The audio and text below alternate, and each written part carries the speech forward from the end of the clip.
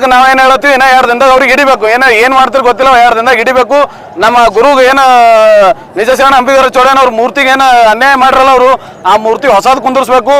ಅಲ್ಲಿ ಏನದ police security ಕೊಡಬೇಕು. ಕೊಟ್ಟು ಆಮೇಲೆ ತಕ್ಷಣ ಅವ್ರಿಗೆ 8 ದಿನದ ವೈದ್ಯ ಕೊಟ್ಟಿನಿ. ಅವ್ರಿಗೆ 8 ದಿನದಲ್ಲಿ ಯಾರು ತಪ್ಪಿಸ್ತಾರ ಅವರಿಗೆ ಬಂಧಿಸಿ ಅವರಿಗೆ ಗಡೀಪಾರು ಮಾಡಬೇಕು. ಅದು ಆಗಲಾರ ಸಂದರ್ಭದಲ್ಲಿ ನಾನೇ ವಿಧಾನಸೌಧ ಮುಂದೆ ಸತ್ಯಾಗ್ರಹ ಕೂಡ್ತೀನಿ ಅಂತೇಳಿ ಹೇಳಿ ಬಂದಿದ್ದೀನಿ. ಈ ಗುಲ್ಬರ್ಗ ಶಾಸಕರಿಗೆ ಏನಾಗ್ಯದ ರೀ, ಇವ್ರು ಇಂಥ ಓಟ್ ಕೇಳಕ್ಕೆ ನಮ್ಮಲ್ಲಿ ಬರ್ತಾರೆ. ಎಷ್ಟು ಮಂದಿ ಶಾಸಕರು ನಮ್ಮ ಜನರು ಓಟ್ ತೊಗೊಂಡೆ ಆರಿಸಿ ಬರ್ತಾರೆ. ಅವಾಗ ಬಂದು ಮನೆ ಬಾಗಿಲಿಗೆ ಬಂದಿರ್ತಾರೆ, ನೀವು ಭಾಳ ಒಳ್ಳೆಯವರು, ನಿಮ್ಮ ಗುರು ನಿಜಶರಣಪ್ಪ ಅಂತ ತಾರೀಫ್ ಮಾಡ್ತಾರೆ. ಒಬ್ಬರ ಸ್ಟೇಟ್ಮೆಂಟ್ ಕೊಡಬೇಕಲ್ಲ, ಇದು ಹೀನ ಕೃತ್ಯ, ಇದಕ್ಕೆ ನಾ ಖಂಡನೆ ಮಾಡಿದೆ ಅಂತ ಒಬ್ಬರ MLAಗಳು ಹೇಳ್ಬೇಕಲ್ಲ, MLCಗಳು ಹೇಳ್ಬೇಕಲ್ಲ. ಇಲ್ಲಿ ಪಕ್ಷಾತೀತವಾಗಿ ರಾಜಕೀಯ ರಹಿತವಾಗಿ ಹೇಳ್ಬೇಕಲ್ಲ. ಕಲಬುರಗಿ ನಗರದಲ್ಲಿ ಬೃಹತ್ ಪ್ರತಿಭಟನೆ, ಸರ್ಕಾರದ ವಿರುದ್ಧ ಘೋಷಣೆ, ಟೈರ್ಗೆ ಬೆಂಕಿ ಹಚ್ಚಿ ಆಕ್ರೋಶ.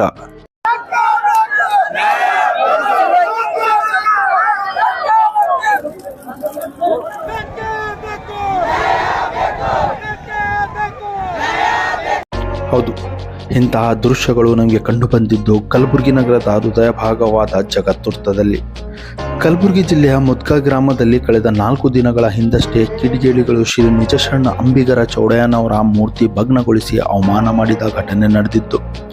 ಅದನ್ನು ಖಂಡಿಸಿ ಕಲಬುರಗಿ ನಗರದಲ್ಲಿ ಯುವ ಮುಖಂಡ ರಮೇಶ್ ಜಮಾದಾರ್ ಅವರ ನೇತೃತ್ವದಲ್ಲಿ ಕೂಲಿ ಸಮಾಜದ ಯುವಕರು, ಮುಖಂಡರು ಮತ್ತು ನೂರಾರು ಸಮಾಜದ ಪ್ರಮುಖರು ಸೇರಿ ಬೃಹತ್ ಪ್ರತಿಭಟನೆ ನಡೆಸಲಾಯಿತು. ಕಲಬುರಗಿಯ ಗಂಗಾನಗರದಿಂದ ಆರಂಭವಾದ ಪ್ರತಿಭಟನೆ ನಗರದ ಪ್ರಮುಖ ರಸ್ತೆಗಳ ಮೂಲಕ ಜಗತ್ತುರ್ತಕ್ಕೆ ತಲುಪಿತು.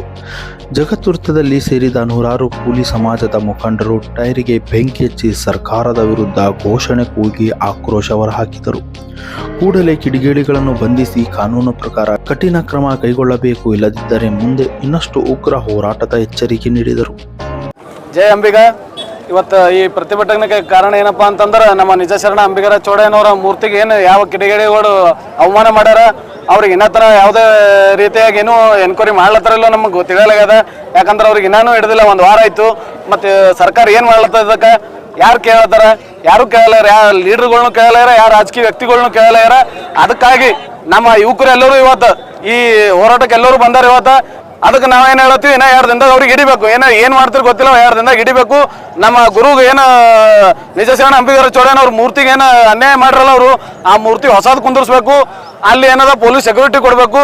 ಕೊಟ್ಟು ಏನದ ಅದಕ್ಕೆ ಇಲ್ಲೇ ಅಂತಲ್ಲ, ಯಾವುದೇ ಸಮಾಜದ ಮೂರ್ತಿಗಳು ಇರಲಿ, ಎಲ್ಲದಕ್ಕೂ ಪ್ರೊಟೆಕ್ಷನ್ ಕೊಡ್ಬೇಕು. ಯಾಕಂದ್ರೆ ಇದೇ ರೀತಿ ಮಾಡ್ಕೊತ ಹೋದ್ರು ಅಂದ್ರೆ ಇದು ಮುಂದೆ ನಾವೇ ಎಲ್ಲರೂ ಜಗಳ ಆಡೋ ಪರಿಸ್ಥಿತಿ ಬರ್ತದ. ಅದಕ್ಕೆ ಈ ಹೋರಾಟವನ್ನು ಇಟ್ಕೊಂಡಿವಿ. DC ಕಚೇರಿ ಒಳಗೆ DC ಹೋಗಿ ಮನವಿ ಕೊಡ್ತೀವಿ. ಆದಷ್ಟು ಬೇಗ ಆ ಕಿಡಿಗೇಡಿಗಳನ್ನು ಬಂಧಿಸಿ ಕಾನೂನು ಪ್ರಕಾರ ಕಠಿಣ ಕ್ರಮ ಕೈಗೊಳ್ಳಬೇಕು.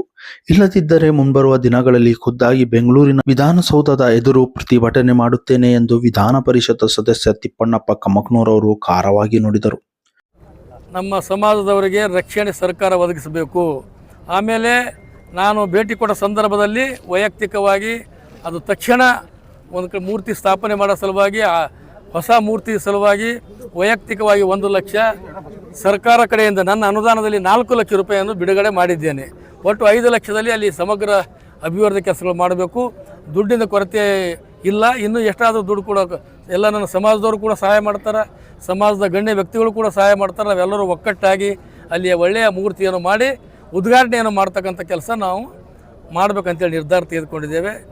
ಆಮೇಲೆ ತಕ್ಷಣ ಅವ್ರಿಗೆ 8 ದಿನದ ವೈದ್ಯ ಕೊಟ್ಟಿನಿ. ಅವ್ರಿಗೆ 8 ದಿನದಲ್ಲಿ ಯಾರು ತಪ್ಪಿಸ್ತಾರ ಅವರಿಗೆ ಬಂಧಿಸಿ ಅವರಿಗೆ ಗಡೀಪಾರು ಮಾಡಬೇಕು. ಅದು ಆಗಲಾರ ಸಂದರ್ಭದಲ್ಲಿ ನಾನೇ ವಿಧಾನಸೌಧ ಮುಂದೆ ಸತ್ಯಾಗ್ರಹ ಕೂಡ್ತೀನಿ ಅಂತೇಳಿ ಹೇಳಿ ಬಂದಿದ್ದೀನಿ. ಅದೇ ಮಾತು ಇಲ್ಲೂ ಹೇಳಿದ್ದೀನಿ. ಅದಕ್ಕೆ ನನ್ನ ಸಮಾಜದವರು ಕೂಡ ತಾಳ್ಮೆ ಸಹನೆಯಿಂದಿರಬೇಕು. ಬೇರೆ ಸಮಾಜದವ್ರಿಗೆ ಕೂಡ ತೊಂದರೆ ಆಗಬಾರ್ದು. ನಮ್ಗೆ ಸಿಗ್ತಕ್ಕಂಥ ನ್ಯಾಯ ಸಿಗಬೇಕು. ಮತ್ತು ಬೇರೆ ಸಮುದಾಯದವರು ಕೂಡ ಒಳ್ಳೆಯ ಸಹಭಾಗಿಯಿಂದ ನಾವು ಇರಬೇಕು. ಅದ್ರ ಹುಡುಗಿನೂ ಅದ, ನನೂ ಅದ. ನಾ ಏನು ಇಲ್ಲ ಅಂತೀನಿ, ನಿಮ್ಗೆ ನನ್ನ ನಿರೀಕ್ಷೆ ಅದ. ಈ ಗುಲ್ಬರ್ಗ ಶಾಸಕರಿಗೆ ಏನಾಗ್ಯದ ರೀ, ಇವ್ರು ಇಂಥ ಓಟ್ ಕೇಳಕ್ಕೆ ನಮ್ಮಲ್ಲಿ ಬರ್ತಾರೆ. ಎಷ್ಟು ಮಂದಿ ಶಾಸಕರು ನಮ್ಮ ಜನರು ಓಟ್ ತೊಗೊಂಡೆ ಆರಿಸಿ ಬರ್ತಾರೆ. ಅವಾಗ ಬಂದು ಮನೆ ಬಾಗಿಲಿಗೆ ಬಂದಿರ್ತಾರೆ, ನೀವು ಭಾಳ ಒಳ್ಳೆಯವರು, ನಿಮ್ಮ ಗುರು ನಿಜಶರಣಪ್ಪ ಅಂತ ತಾರೀಫ್ ಮಾಡ್ತಾರೆ.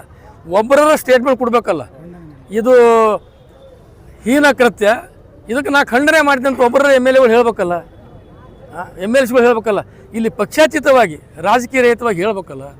ಅದಕ್ಕಾಗಿ ಅದಕ್ಕೆ ಬಗ್ಗೆ ನನ್ನ ಬೇಸರದ.